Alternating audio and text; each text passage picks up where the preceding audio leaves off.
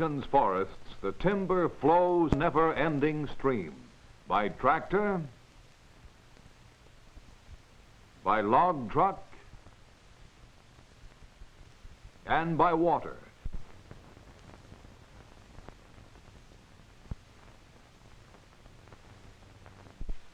Down to the mills on river and harbor. 50 billion board feet a year and 3.5 million jobs.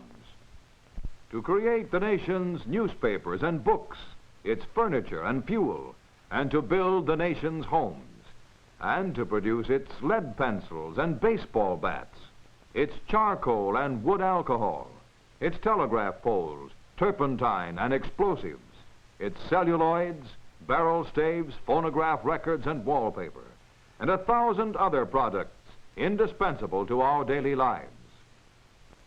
But there is another product which many people do not realize depends upon the forest, and which is more valuable to man than all the timber and its byproducts, or even those 3.5 million jobs. This is water. Most of the world's water is stored in the oceans. Here, great quantities evaporate and are carried over the land by air currents. As these currents move across the country, they strike high mountain ranges. This forces the air upward, cooling it until it condenses, first as cloud, and then upon further cooling as rain or snow.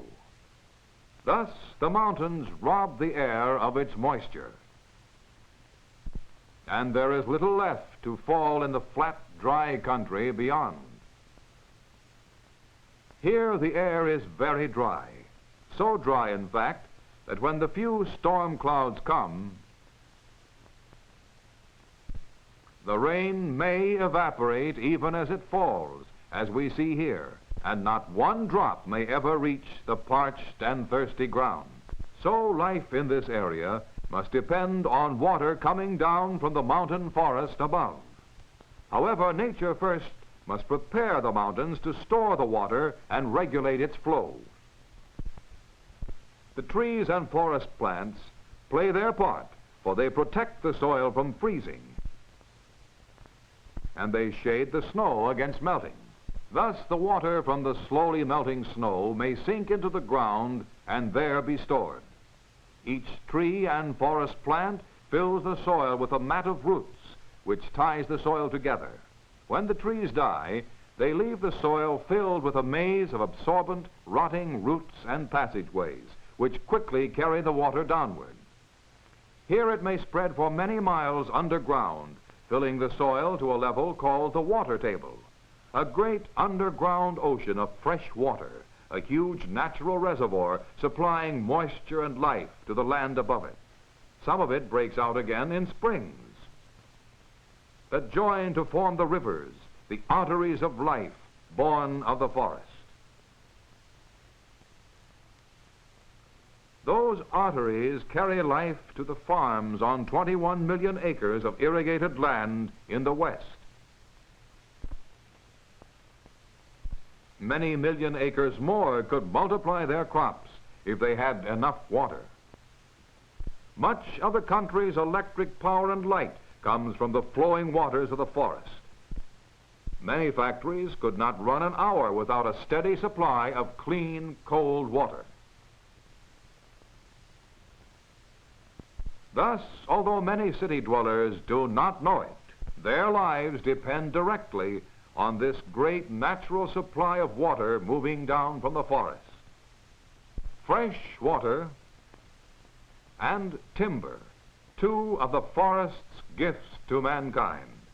But there is a third gift, not a material one, yet perhaps of equal importance. For within the 200 million acres of national forests and parks are preserved our last great areas of wilderness, a heritage for all the people. And so to our national parks and forests, the people come in numbers undreamed of from every part of the land, from farm and factory and mine, young and old, people searching for interest, relaxation, and beauty.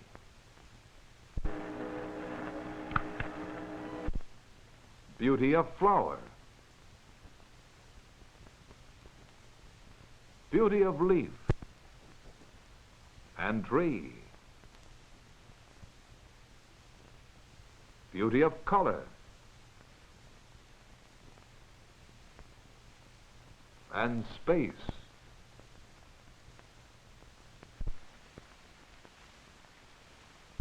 and beauty of majestic form. And in these forest distances, with their lakes and mountains and shadows, there live wild creatures and growing things. Here in the silence and majesty of the forest, surely we may have our eyes opened to new horizons and understanding. Here may be a rock wall carved out by the flowing waters. In these symmetrical and curving lines may be read the story of past ages. In the stream that carved that rock, there live plants and insects, and the steelhead trout that feed upon them. Here is one of nature's miracles being enacted before our eyes. These fish are returning from the ocean to the exact spot where they were born. Driven by extremely sensitive reactions to guiding signs in the water, chemistry and temperature and swift currents, they followed unerringly up the proper branch of the stream, leaping high waterfalls to end their long journey from the sea on the gravel bars above. Here they lay their spawn, safe from the hungry mouths of other fish that cannot leap the falls. In the wilderness is not only water for the fisherman, but water with its color and reflections, its movement,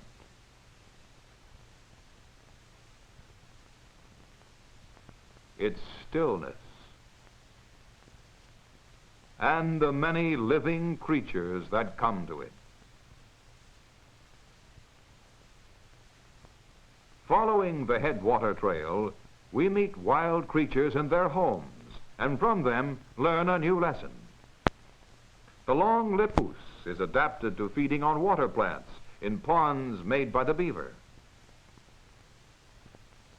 Here the elk take grass in meadows and browse on trees and bushes. Still higher on the ridges, the bighorn sheep feed on bushes and mountain grasses not chosen by other animals. Thus, each creature, great or small, can share the forest bounty. So nature gives to man the forest, drawing its elements from the universe, its energy from the sunlight, and building them into life, pouring out its richness in a never-ending stream for man to use. Of timber and water,